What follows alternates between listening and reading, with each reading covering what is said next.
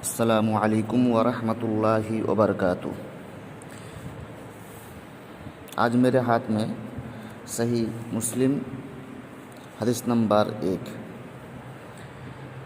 عن المغیرہ بن شعبہ و سمرۃ بن جندب قال قال رسول اللہ صلی اللہ علیہ وسلم من حدث عنی بحدیث یرا انہ کذب فہو احد الکاذبین۔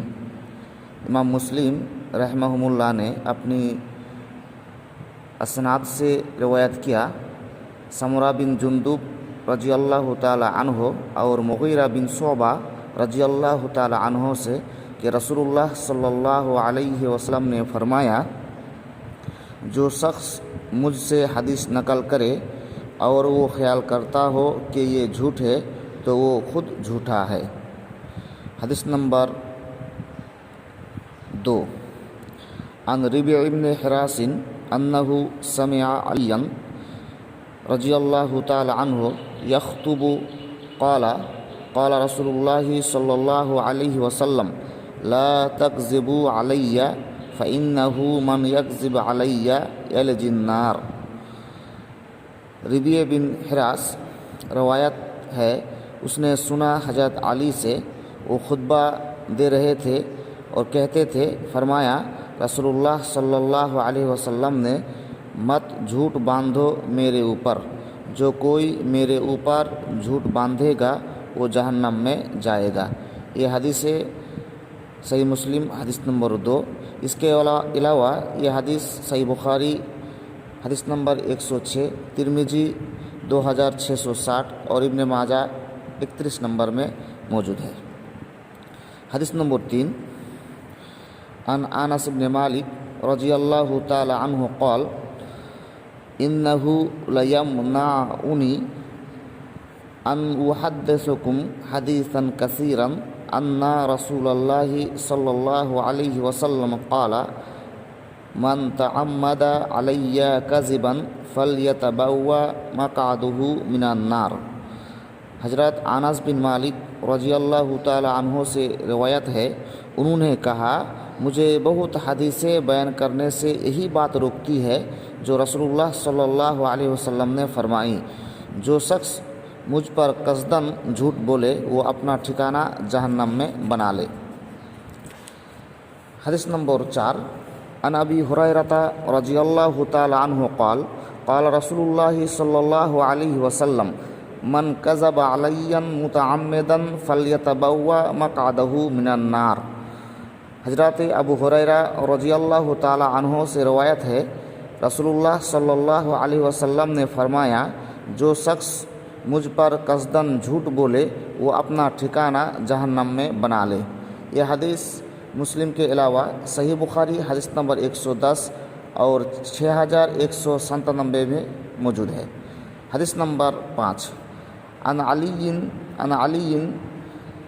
علی بن ربیعہ والبی قال اتیت المسجد والمغیرۃ امیر الکوفہ قال فقال المغیرہ سمعت رسول اللہ صلی اللہ علیہ وسلم یقول ان کذبا علی لیس ککذب علی احد فمن کذب علی متعمدا فلیتبوأ مقعدہ من النار۔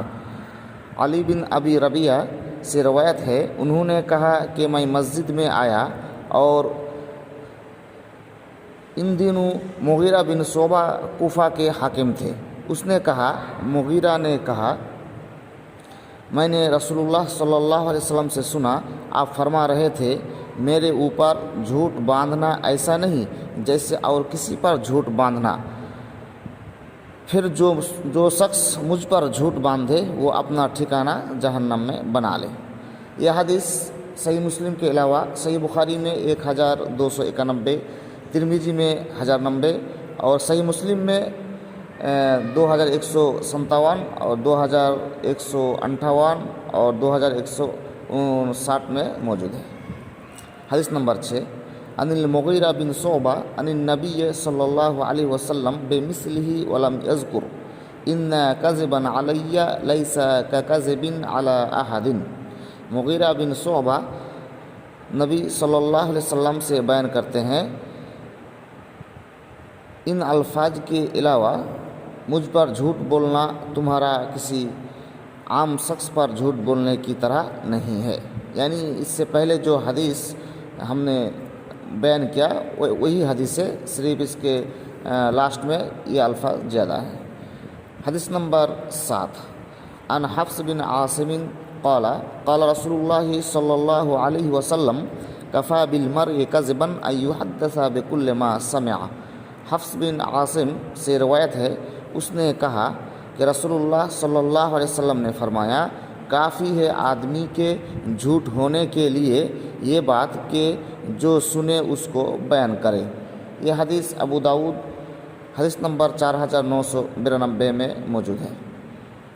حدیث نمبر 8، عن حفص بن عاصم عن ابی ہریرہ عن النبی صلی اللہ علیہ وسلم مثل ذالک۔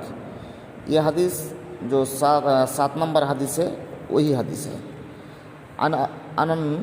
حدیث نمبر 9، عن ابی عثمان نہدی قال قال عمر بن الخطاب رضی اللہ تعالی عنہ بحسب المرء من الكذب ان الكذب ان يحدث بكل ما سمع۔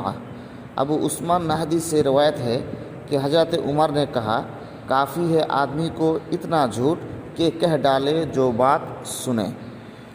حدیث نمبر 10،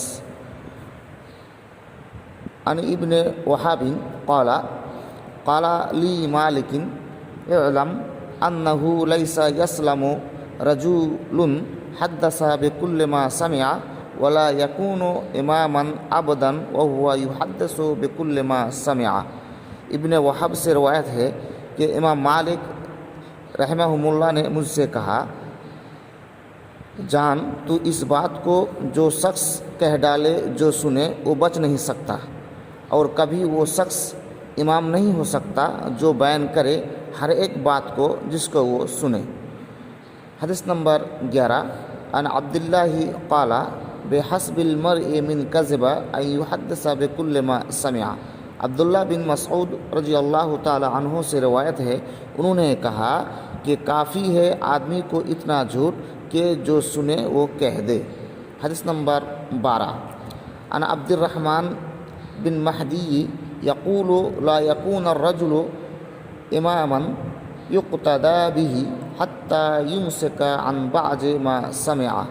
عبد الرحمن بن مہدی سے روایت ہے جو حدیث کے بڑے امام ہیں، انہوں نے کہا، آدمی کبھی امام نہیں ہو سکتا، آدمی کبھی امام نہیں ہو سکتا جب تک کہ وہ نہ کہے بعضی باتوں کو جن کو اس نے سنا ہو، اس خیال سے شاید یہ باتیں غلط ہوں تو میرا جھوٹ ثابت ہوگا۔